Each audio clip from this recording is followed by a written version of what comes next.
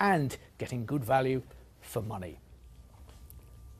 Now, living in the Dales breeds a certain type of Yorkshire folk. They tend to be tough, gritty and self-reliant. So if they want something doing, they make sure they sort it out themselves. Counts us out, doesn't it? Now, in Wharfedale, that's meant communities coming together to buy their own broadband.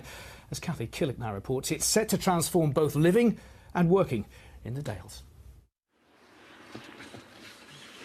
High on the tops above Wharfedale, the final connections are being laid that will bring the 21st century streaming up the valley. The cable will power Wi-Fi masts that will beam superfast broadband into any house that wants it. It's something urban areas take for granted. But here, parish councils, villages and farmers have had to club together to pay for the infrastructure themselves. We've raised £7,500. We've also had a contribution from the internet service provider who's reduced the cost of the masts to allow this scheme to take place.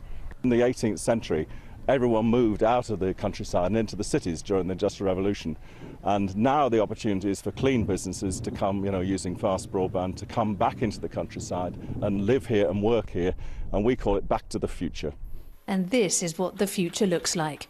Peter Vetch can now run his technology consultancy business from his home in rural Buckton.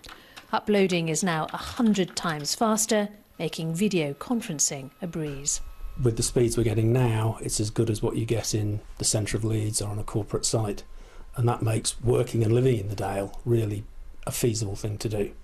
And that's important because we're trying to create an environment up here where people can work and come and live here and bring up families and so on and so forth. But it's not just businesses benefiting. All the village halls have got plugged in too. Computer clubs and classes are on the cards, so the community that paid for the broadband will be able to use it for free. Looking at that landscape, you'd think it supports a way of life that's unchanged for hundreds of years, but in fact it has changed and keeps on changing. Broadband is part of that constant evolution, almost invisible, but filling the Dale with possibilities for the future. Kathy Killick, BBC Look North, Upper Wharfedale.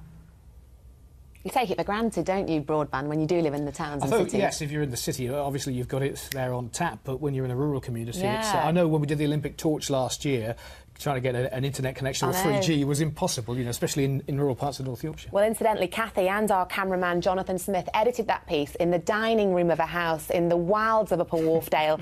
Then they used the broadband to send it back to our studios in Leeds in a record 2 minutes. Now, staying with cutting-edge technology, some of you